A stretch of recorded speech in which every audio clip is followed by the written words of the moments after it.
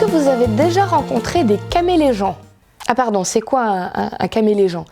C'est une personne qui agit comme un caméléon. C'est-à-dire qu'elle va changer d'opinion, de personnalité, voire même de style, suivant le groupe de personnes avec qui elle est. C'est le genre de personne, si elle est dans un groupe et qu'on parle plat préféré, elle va dire « Ah oui, moi c'est pareil que vous, mon plat préféré c'est la pizza ». Et puis dans un autre groupe, tout d'un coup son plat préféré c'est les sushis. Bon alors un plat préféré à la limite, c'est pas très grave. Maintenant quand on commence à toucher des sujets un petit peu plus sensibles, un peu plus importants, là ça devient compliqué. Ces personnes-là, elles finissent par plus avoir d'idées à elles. Elles s'adaptent, suivant le public avec qui elles sont, pour toujours être d'accord avec tout le monde. Pas de conflit, pas de problème. C'est pas très sain de pas pouvoir avoir ses propres opinions. Bon, c'est important pour tout le monde de se sentir accepté là où on est, dans le groupe où on est. Mais chez certains, ça peut prendre des proportions vraiment de dire ils n'ont plus d'opinion à eux. Ils se fondent vraiment dans la masse. Leur problème, c'est que ils ont tellement peur de ce que les autres vont penser d'eux. Est-ce qu'ils vont les aimer? Est-ce qu'ils vont les accepter? Est-ce qu'ils vont continuer à les apprécier?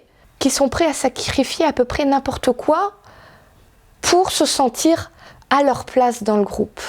Mais quand on agit comme ça, on se fait choper un jour ou l'autre.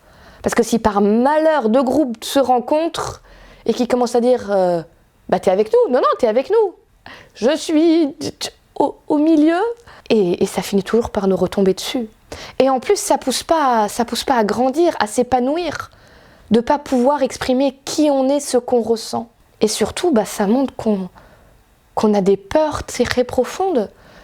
Peut-être qu'on a l'impression qu'on n'est pas assez bien pour être aimé pour qui on est.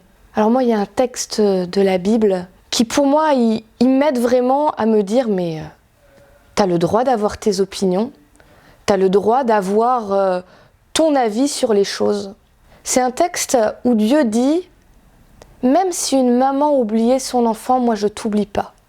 Je t'ai gravé dans la paume de ma main. » Parce qu'au final, quand on s'adapte tout le temps à ce que pensent les autres pour penser comme eux, c'est qu'on a peur d'être oublié ou mis de côté. Mais Dieu dit « Moi je t'oublierai pas, je t'oublierai jamais. T'arrêteras jamais d'avoir de la valeur à mes yeux.